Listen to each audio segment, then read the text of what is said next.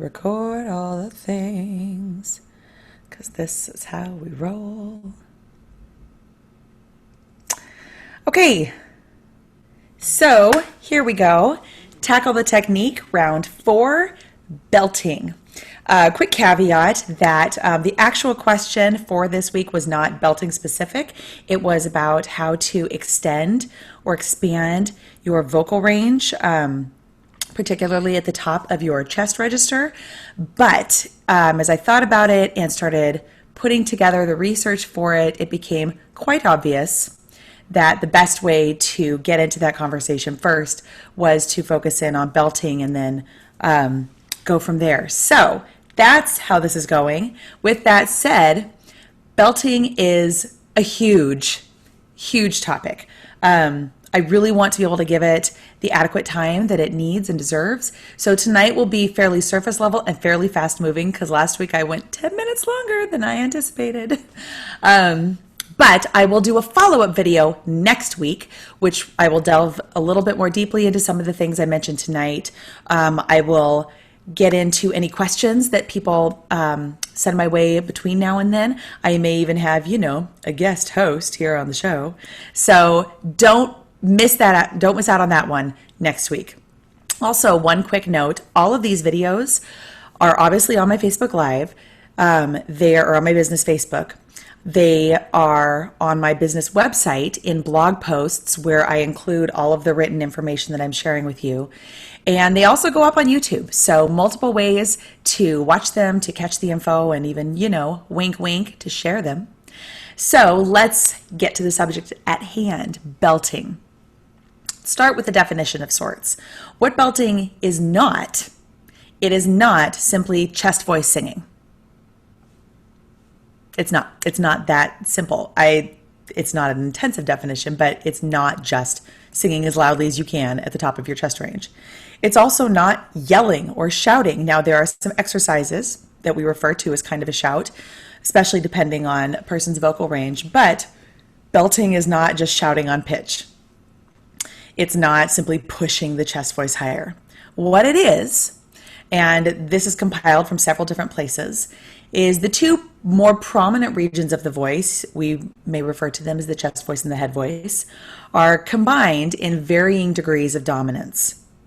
The voice community typically refers to this as a mix because we are utilizing qualities from across the vocal range to create this belt sound. I'll talk a little bit about that in a few minutes when we get to anatomy, my favorite part. Some say that belt is quite possibly the most natural way of using your voice. It could be what children do every day in the school playground, and they don't lose or damage their voices. In everyday life, we may yell or call out in situations of heightened emotion, anger, excitement, etc. Belting, and this is a direct quote, belting makes use of this association with high emotional stakes, which is precisely why it's so exciting, such an exciting sound. Typically, if you watch a piece of musical theater and somebody is singing in what we would call a belting style, quite often there's some fairly intense excitement or angst or sadness, or there's an intense emotion associated. So belting you could view it as being an emotional voice style.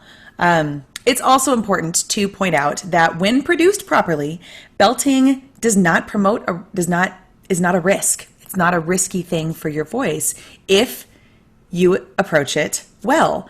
If we attempt belting without certain considerations, we can put our voices at risk. But the same could be said for any other type of singing, even classical.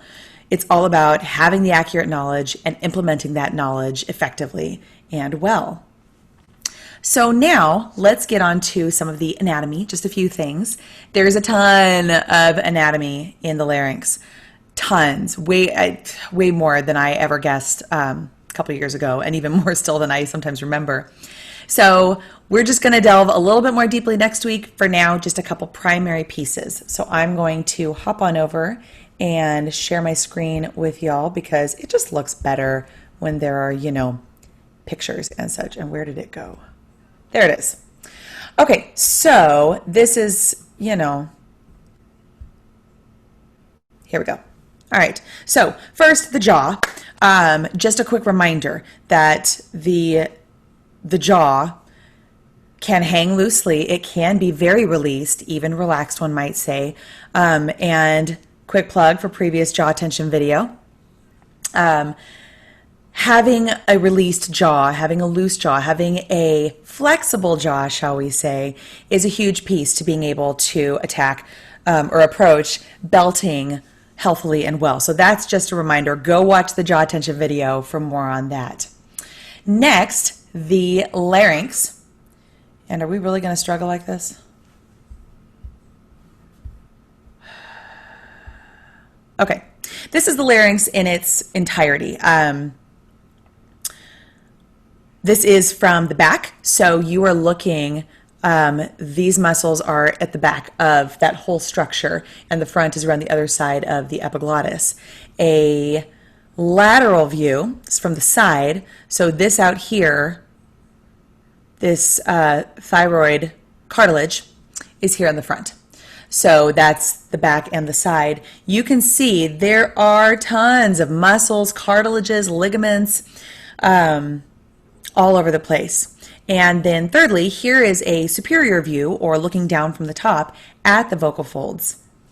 And so the two main muscle groups that we're going to touch on today are the thyroarytenoid, or TA muscles, and the cricothyroid, or CT muscles.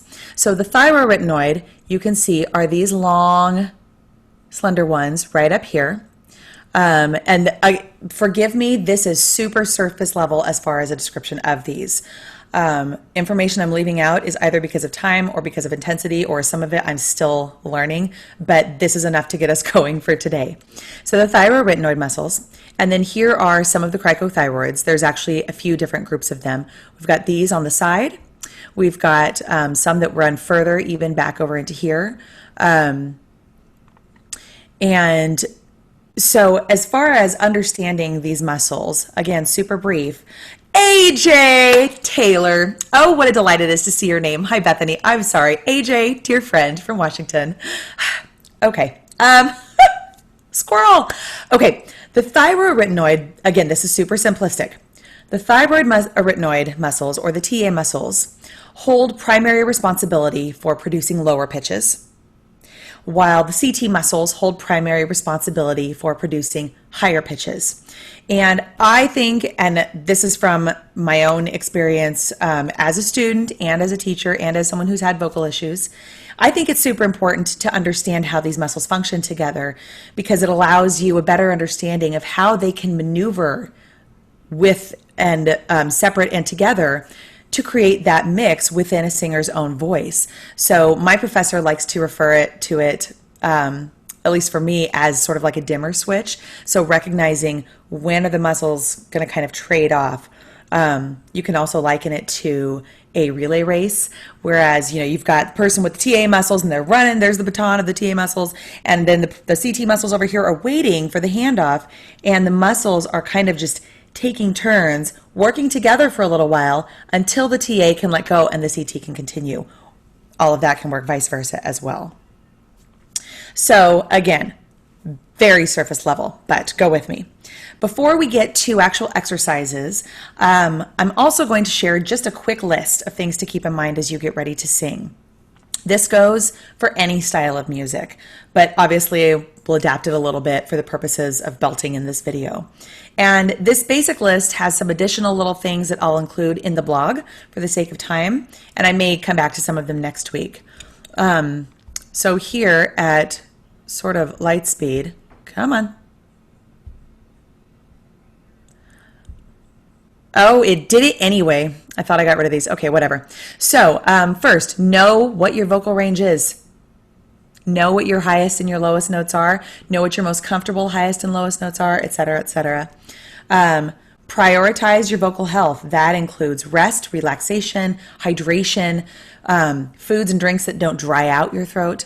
If you have a sore throat, treat it ASAP, and all these things are good things. Using proper technique, and I know that for somebody who just sings for the enjoyment of it, they may not know what proper technique is, but I do. I can help you. There are plenty of ways to find just some basic beginning level. This is what you need to do to help out your body. Some of those things include your balance and your alignment. It includes a relaxed or flexible larynx. That's that whole structure that is where your vocal folds are sitting anyway. Having relaxation in there, I'll refer again to the jaw and tongue tension videos. Tension anywhere can breed tension everywhere. So I should put that on a t-shirt. Effective breathing, allowing your body to breathe naturally. And I touched on that in the aging voice video. So go check that out. Articulatory freedom, your articulators or your lips, the teeth, the tip of your tongue. Making sure that you're not allowing tension into those places. And by tension, I mean they're so tense that you can't create what you're trying to create feasibly. So we'll leave it at that. Additionally, just a few more things. I really liked this. Set small goals. Don't set a new one until you've reached the previous one. Lots of people are dreamers. They want to do all the things. I sometimes want to do all the things, but we can't. And once we realize we can't, then we get overwhelmed. So there's definitely a mental piece to singing. Well, there are many mental pieces. This is just one. Warm up gradually. Take your time. Don't rush it. Do regular vocal exercises. It's not just a one and done. Oh, I've got to sing. I better warm up my voice. I am guilty of that. I'll be straight up. But if we're really going to tackle some of these things, it does require time and repetition. Modify vowels, substitute words. I will include more information. There are ways to shift the shape of the vowel you're producing that can make it easier or more difficult to sing certain things. Patience and consistency. And I really like these. Don't overdo it. If it hurts, stop. When it comes to singing, pain is your enemy. So I remember somebody says, pain is just fear leaving the body. When it comes to your voice, pain is the risk of damage. So if it feels awkward or slightly weird, that's often perfectly fine. I beg you, do not sing to the point of pain. I tell my students that I will never ask them to do that. And the minute they feel it, to tell me so that we can stop and move on to something else. So again, I'll have some more information on these on the blog, and we may come back to some of them next week. So lastly, and I think I'm nailing my timing tonight. Oh, maybe not, whatever. Some exercises. Now, I'm just going to demonstrate a few. I gained these from a NAT session, and I need to dig more into some of them myself, but I think that they will give you a good starting point, at least for recognition of these places in your voice. So first, some CT dominant exercises. Again, that's the cricothyroid muscles. So here we're utilizing the muscles that are more responsible for higher register. You might see some terms on these exercises. There are different symbols to show what kind of vowel we're supposed to be using. There are words talking about passaggio, which has to, if you don't know what it means, don't worry about it right now. It's okay. I'm trying to keep this simple so that everyone has a place to start effectively. So this first exercise that I'm going to demonstrate with, the big red arrow, it uses a G as the onset consonant, followed by a flipped or trilled R, and then a descending E vowel. Now this, you can just use an E. It will work well also. So I will go ahead and use an E. I mentioned that because it tells you right there, tongue in the E position, lips in the U position, an umlaut, E. We're going to simplify it. We're just going to use an E. So they're starting way up here in this CT dominant range for females. Men, there's a whole other recommended range for you. I will include that in the blog as well. So here we go. I apologize if this gets a little louder than we anticipated.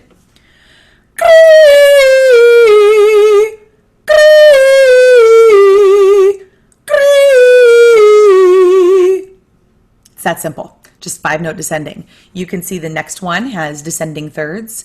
The next one below that has fifths and octaves. Tons of things that you can do to just get comfortable and familiar with that upper register. Next, we have some TA or thyroretinoid dominant muscles, and it went one too far. I'm going to show you two of these because this is the register that I predominantly live in. This is also the register that living in has caused me some other struggle because I didn't understand how to use it well. So this is more at the bottom of the register.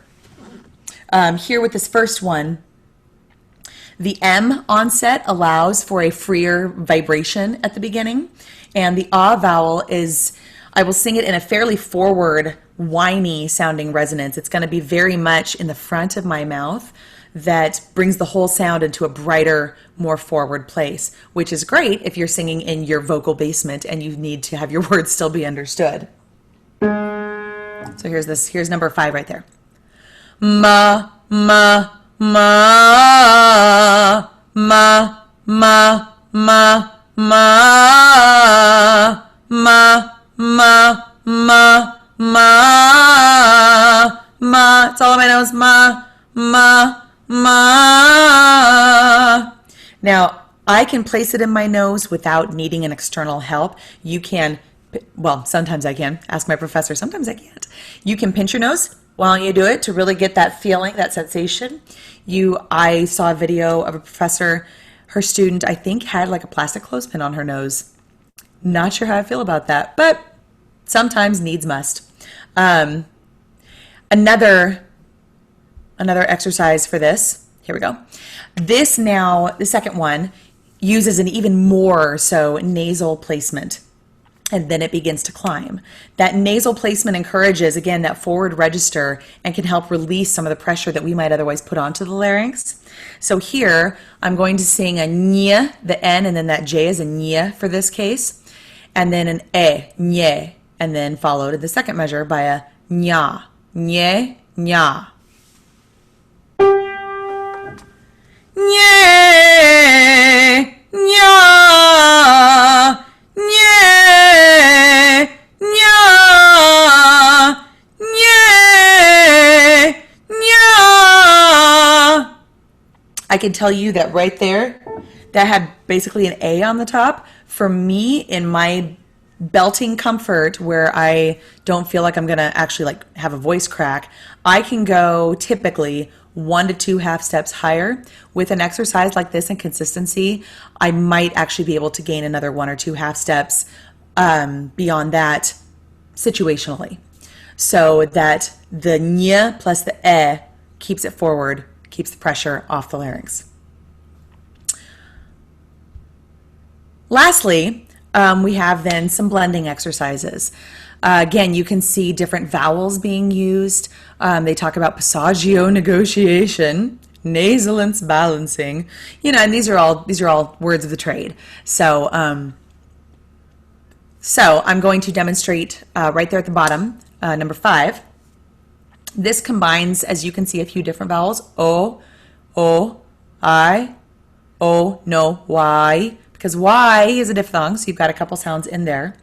But again, it's all still working towards that forward, nasalish, much brighter kind of resonance. Oh, no, why? Oh, no, why? Oh, no, why? Oh, no, why?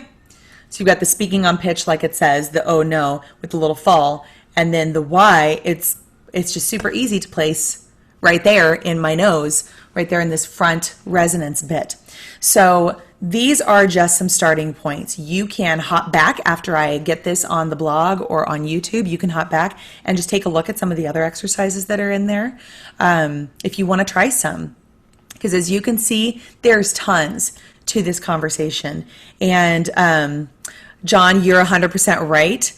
Sounds like being a regular in the gym. Yeah, consistency is absolutely key. John, I apologize to you in the front of the video for not directly answering your question of of range expansion. That being said, I don't think that I could have done that well without giving you some of this background. So I will expand on it next week. I'll show you more exercises. We'll do more demonstrations. In the meantime, I would really encourage singers to explore some of these things. Pay attention to your voice, pay attention to your range. If you want some help figuring out what your vocal range is, contact a voice professional. You could contact me, you could contact another teacher you know. It is super quick. It doesn't take long to figure out what your range is, but that gives you an understanding of where you're starting from. Starting points are great. And explore some of these exercises. See what they feel like in your voice. What does it feel like to be at the top of your register of those CT muscles? What does it feel like to be down in your basement? Gain some of that, just some of that familiarity, basically. And again, we'll get into more next week. If you have questions along the way, I will collect those. We will answer them then as well. I may very well, as I said, have a guest host with me. Super excited for that. So thank you guys for tuning in. I hope you have a great evening or day, because I think for some of you it's like way earlier than it is here. And I will see you next time.